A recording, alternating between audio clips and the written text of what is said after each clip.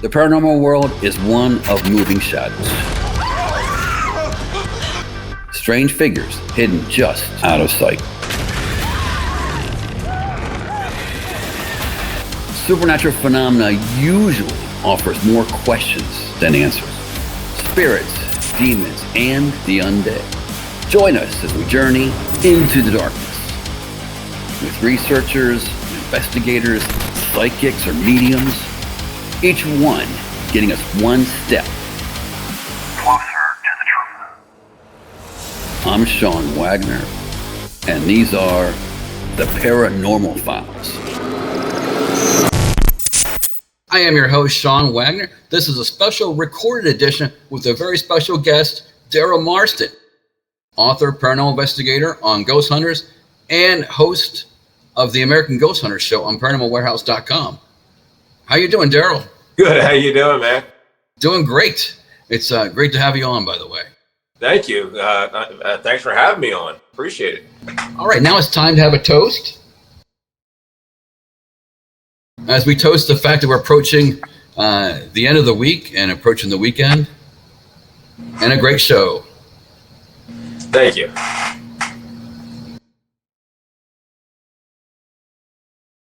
All right. One question I always like to ask people at the beginning is, how were your parents on the paranormal?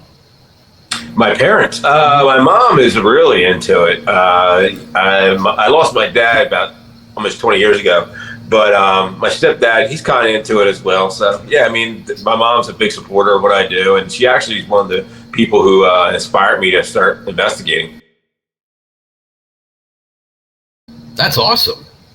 That's one thing, you never know what the parents are really going to think on that and what they did teach people. It varies greatly among people.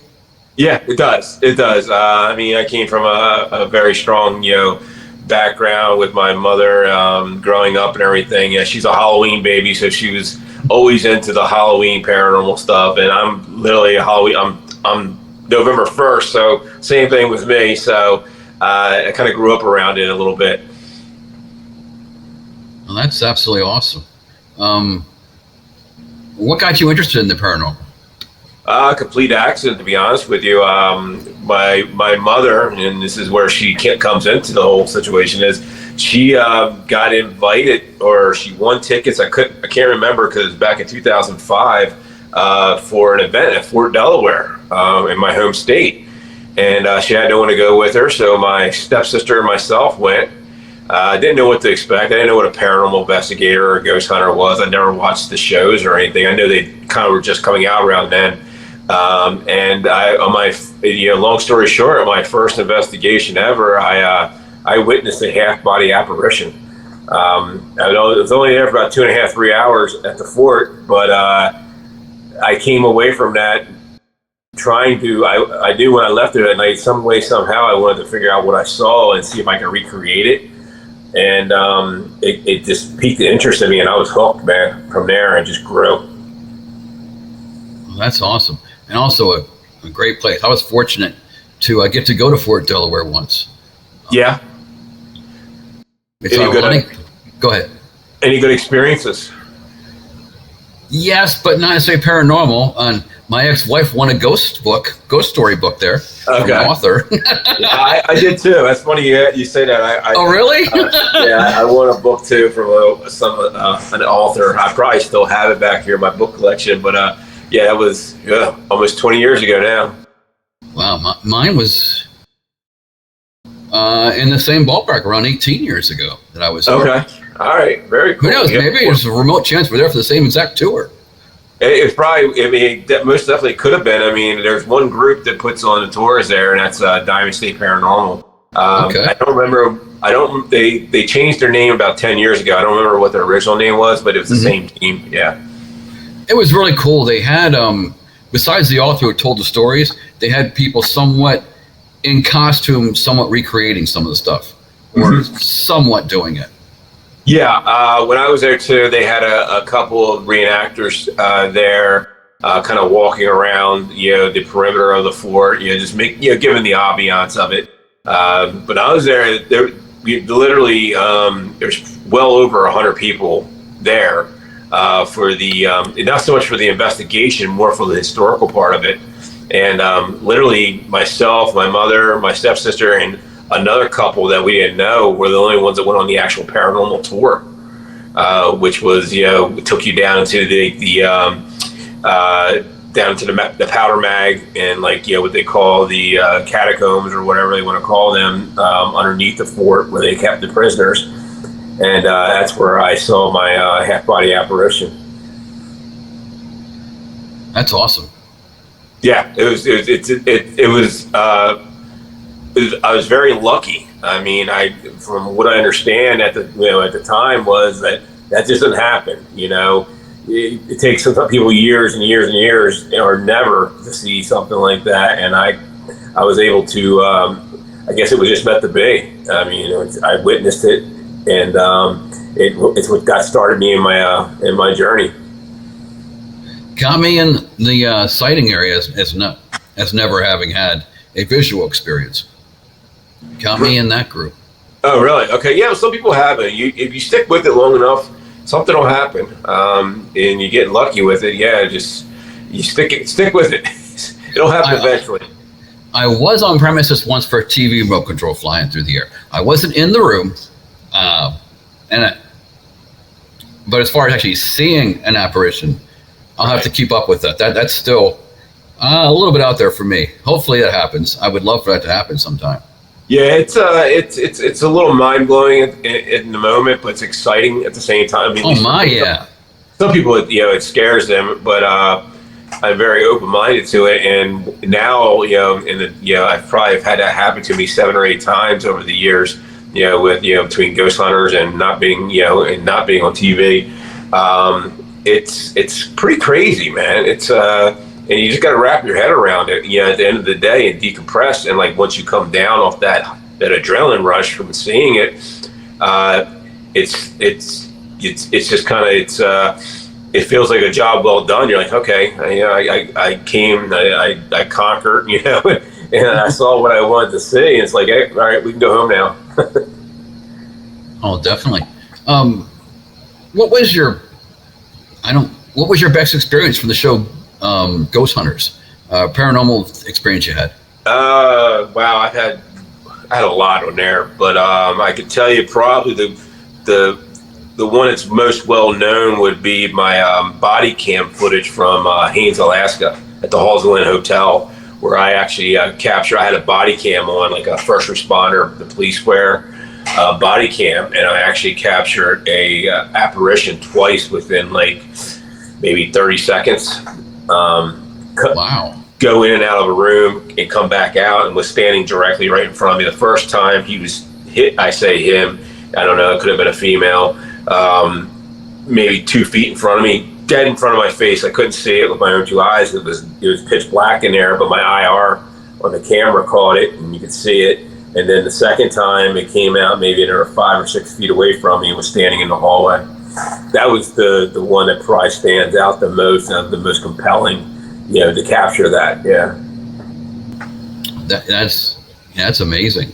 It's lucky. It really is. That's true. Yes. It also helps. Yeah. I mean, that's why I'm a big advocate of body cams, especially these days, because it's like, it's so small and compact, and it's got great audio. It's got great IR, and you can just, you have a little clip, it clips onto you, and you don't even know it's there. Like, I completely forgot it was there. If I didn't have it, it would just been an experience that I would have to chalk off as a personal experience.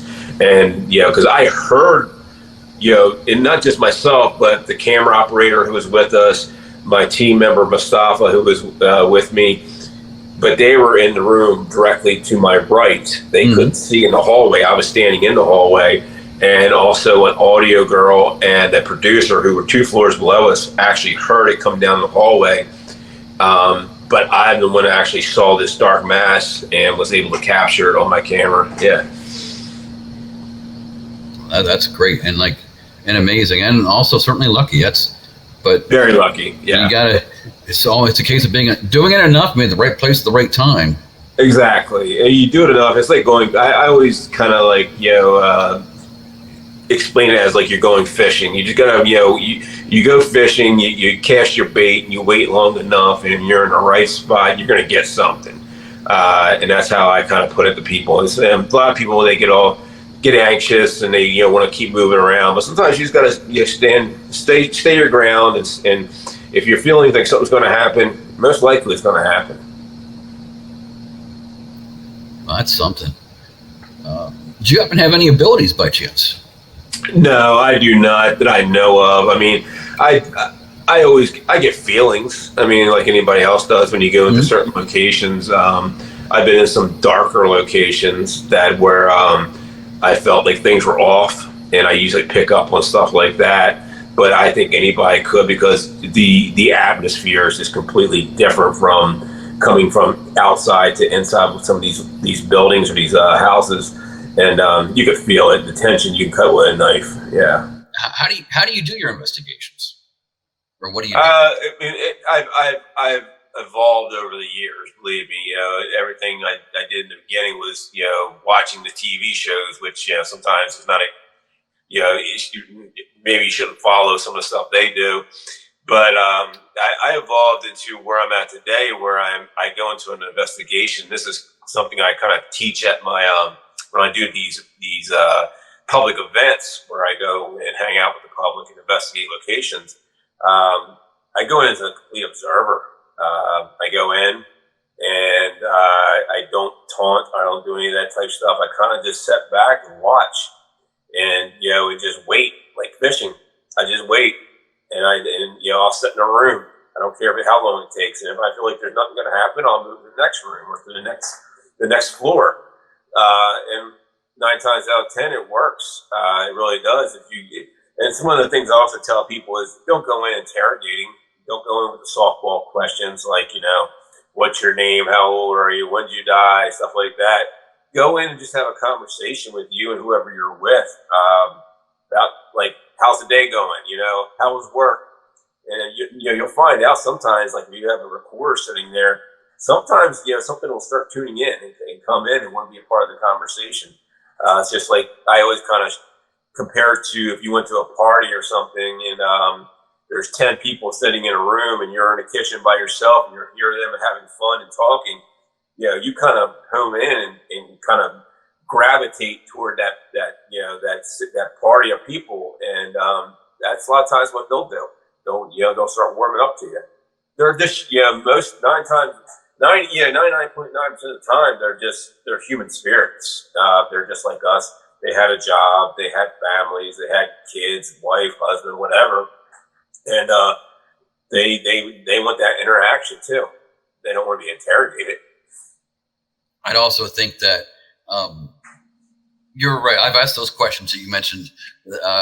We all have a lot. We all, and but it's also like downer stuff, because like how did you die and stuff like that. Right. I mean, you might not. If I would think I wouldn't want to talk about something like that. Yeah, right. No, it's not. Especially if someone's been dead for 100 years, they probably they're like, okay, I'm over this by now. Let's move on. That's definitely a good point. Also, on September 8th, you have a book coming out. Yes. Can you tell us about your book, The Horror of the House of Wills? The Horrors of the House of Wills, which right here comes out September 8th. Right now it's on pre-sale on Amazon, Barnes & Noble, Books.org, and Books A Million. And September 8th, it's in bookstores everywhere. You can buy books. The Horrors of the House of Wills is a true life investigation I did in 2014 in Cleveland, Ohio, a place called the House of Wills. It's somewhat of a known location. Yeah, there you go, right there. Of a known location, and it was the one location that almost made me quit investigating altogether. It played havoc on my life. Something followed me home, and that's the only time I've ever had anything like that happen to me before then or since then. And it's got a lot of history to the location.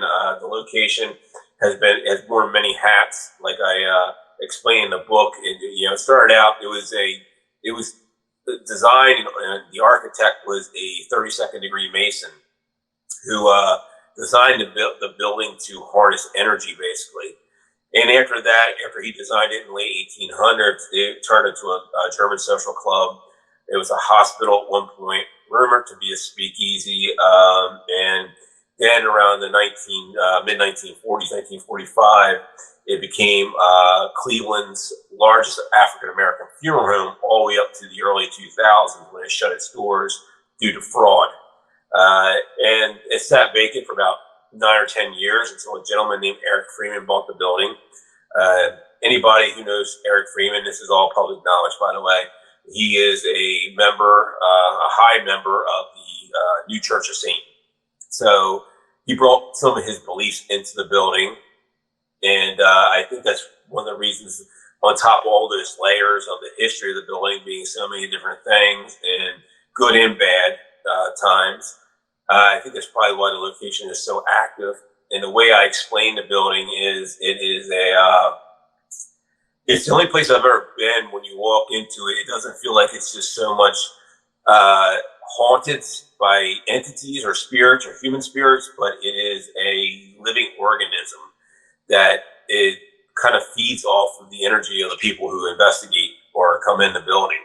And I think that's what it does to investigators. And that's probably why it played havoc on me, being that I wasn't prepared for it. That would be a tough one to be prepared for. That's one hell of a combination you gave there for what went on there in the past. Yeah, it was pretty crazy. It was, like I said, it's been many. It's got layers. It's been many different things, and when you compile all that on top of each other, good, bad, in the middle, whatever, and then you bring in this darker energy that Eric was bringing into the building. I think that's what set it off, and it's basically, to me, it's a ticking time bomb. It's a slow burn type haunting where it kind of just sits and waits and feeds off the energy of the people around it, and especially the owner. And it's all in the book. I put all that in the book and explaining the location and what happened to me and how it followed me home, what happened before the investigation, what led up to it. And it's a good read. I can't wait for you guys to read it. Quite interesting, the story behind it. Yeah, it's a pretty interesting story. You can learn a lot about the history of that building from this book. I mean, I put everything in there that I could find from the archives of the city of Cleveland, and just eyewitness testimonies and my own as well, and the people who were with me that night during the investigation, and even following up to what happened afterwards for about a month and a half. What did maybe I shouldn't ask this question. If you know, what did they, the Wills family, what did they do? In terms of the fraud, did they get rid of bodies different ways, or? Well, what happened was Mr. Wills passed away in 1971. He left the building to his family, and it ran okay for a while. And then sometime around the late 80s, early 90s, it started declining. There was from what I understand, one of the wives of one of the sons was starting to basically put money away that wasn't hers, and things weren't getting done correctly. Funerals weren't going, the way they should, cremations as well. And she ended up fleeing and was captured in Florida by the marshals and brought back and put on trial, and went to prison for some of the crimes that were committed there. Yeah. Wow. Can you tell us a thing or two, if you can't, that's fine, that happened at your house when the entity followed you home? Yeah. I mean, I can tell you some of the things that happened, in a nutshell. Basically, not just myself, but my kids were starting to see things, hear things. I went into a very deep depression, which I'm not that. I've never been depressed my entire life. Haven't been since that day either. And I just felt sick. I didn't feel like myself. started, not just myself, my family started seeing and hearing things around the house. So I started reaching out to people in the paranormal community that I knew who have dealt with these type things before, and they gave me, different things I could try, different things I could do. Some of this stuff worked for a little bit, and then it would come back. And this, like I said, this is over a 5 or 6 week period, maybe a little bit longer. And what happened was after you're trying so many different things, sage and blessings and all kinds of stuff, I've never been really a church going person, and I'm still not a church going person, but I found God. And I started praying every day, every night, and it worked. It really did. It started getting better a little bit every day, and then eventually it just went away. I do think there's still part of it here. And what I mean by that is I believe like an imprint of whatever. I don't believe I brought anything completely back with me. I believe I brought a portion of it, like basically an imprint of that location, the darkness of it. And I feel like I left a part of myself there as well.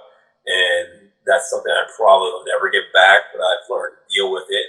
And like I said, I put it all in the book, explaining exactly everything that happened to me as best as I could. Legally, some of the things I had to, walk around. But yeah, it's a pretty crazy story, man. And I was asked for several years to write the book because people have heard the story. And finally, I just broke down during COVID and wrote it. And next thing I know, here it is. It's coming out. It's been weird because it's been 2 years in the making. And I, just remember, getting signed with the publishing company and everything. And okay, it's not going to come out until, September of 2023. And all of a sudden it's here, we're like 10 days away. So it's pretty crazy. That's got to be awesome. Yeah, it feels good. It definitely does. Out of curiosity, did the Satanists happen to tell you anything they did ceremony-wise at the place, or did you run across any of that? No. I've heard from rumor, and I've seen some. There were some videos that were released. I don't know if they were on YouTube or where they were found, but they were sent to me not long after I got back from there. And this is before I knew Eric at all. And I've talked to Eric. I got Eric's actual permission to write the book because he owns the name, the House of Wills. It's his property. Okay. And he gave me his blessings. And I tell you, dealing and talking with Eric, I believe that Eric he has his own belief system. I don't think so much of it being evil. I think it more of he just sees things in a different light. And that is his prerogative. He can worship whoever he wants, however he wants. And he's actually a pretty decent person. He gives back to the community. At least he tries, and he's trying to reopen the location as a community center for East Cleveland. So, which is big kudos to him for doing that. Yeah. So I think he's misunderstood in a lot of ways. And when you talk to him, he's a very articulate person, very intelligent, well-spoken, and I think if people sat down and maybe see that sometimes, when you hear Satanist or devil worshiper, not all the time it's what you see in Hollywood movies, Well, for Hollywood in the movies, you got to spice it up and exaggerate it. Yeah. Everything's got a narrative. Yeah. Yeah, that's how it goes, unfortunately, in that regards.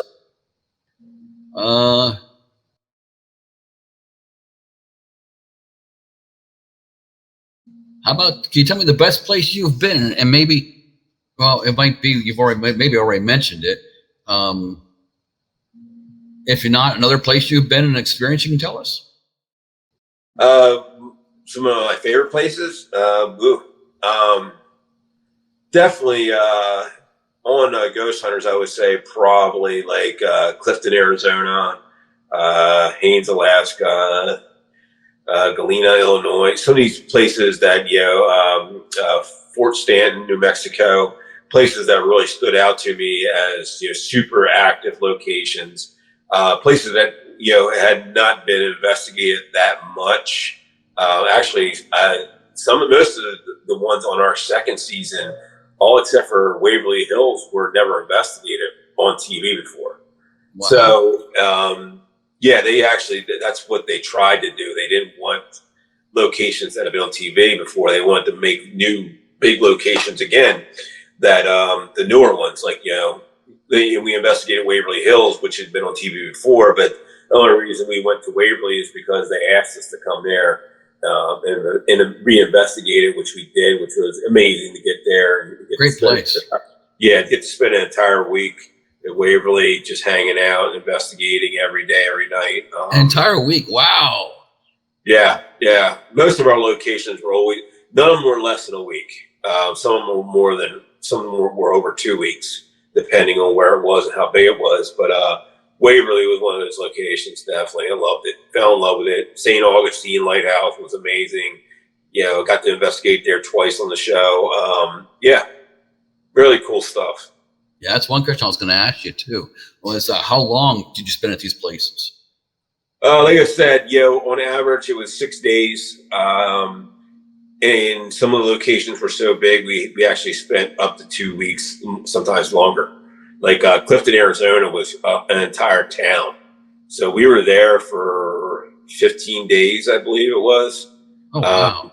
Investigating, going back and forth. Yeah. And the crazy thing about that was Clifton was, it was an hour and a half from the nearest hotel. So you had to drive an hour and a half both ways every day to go investigate Clifton, Arizona, because it's in the middle of the desert. There's nothing around it for almost an hour and 20 minutes. It's just driving through the desert until you hit this little town. What's it known for? Was it a mining town? It was a copper mine. It's actually, it's still up to today. It's the world's largest copper mine. And it's got a town that's connected to it that kind of sprung up over the years. And it's known to be how did they phrase it? The most bloodiest town in the Wild West that no one ever heard of. Because what happened was, it was about 2 hours outside of Tombstone, and at the same time that it was having all its problems with people being murdered and killed, Tombstone had the Doc Hollidays and the Wyatt Earps and stuff, where Clifton didn't have that. But Clifton it was a murder a day. And wow. It was a copper mine, so there was nothing but brothels and bars. That was it. And there were people who lived, like in tents and stuff around the actual community. And it was average a murder a day, shootings, stabbings, rape, you name it, it happened there. It was very lawless. And it went on like that for many years. Yeah. So there's a lot of history there out in the middle of the desert that people don't even know about. That was a lot worse than like your Tombstones or places like that. Yeah, you're right. I've never heard of that town. That's yeah, it's a very interesting location. Even up to this day, it's very the people are the majority of the people are great.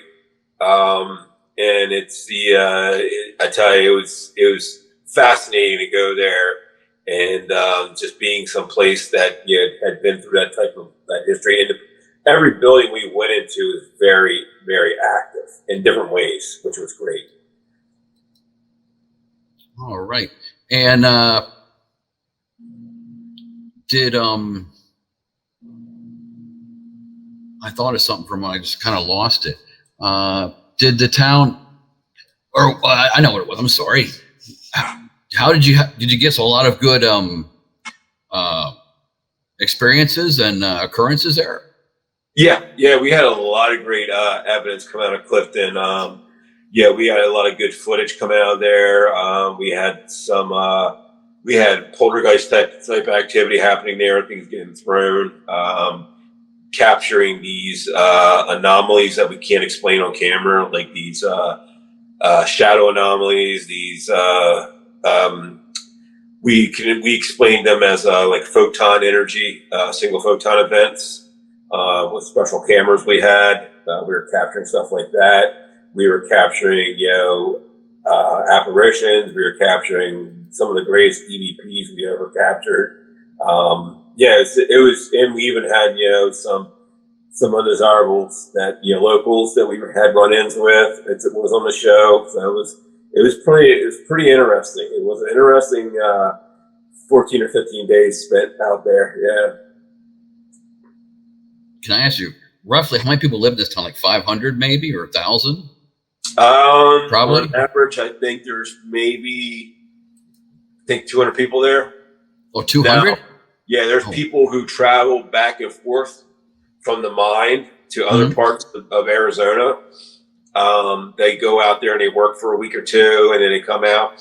There are some like they have, I shouldn't call them flop houses, but like different places these people stay when they come into town. Like little, not hotels, but these, you can rent a room. And like a hostel almost? Oh yeah, like hostels, exactly. There's several of those in the town, and then I guess some of them there's places in the actual mine, like places they can stay. But most of them they travel back and forth. But the people who live in the town itself, it's around 150 to 200 people. It's not very big. I mean, it's big enough, but it's not a huge town. It's not at all. There's no grocery stores or anything there. Nothing. I can imagine only 200 people. You're not going to have a lot of customers at a given moment, and there's nothing near or surrounding it. So no, nothing. I mean, you have to travel an hour and 20 minutes just to go anywhere.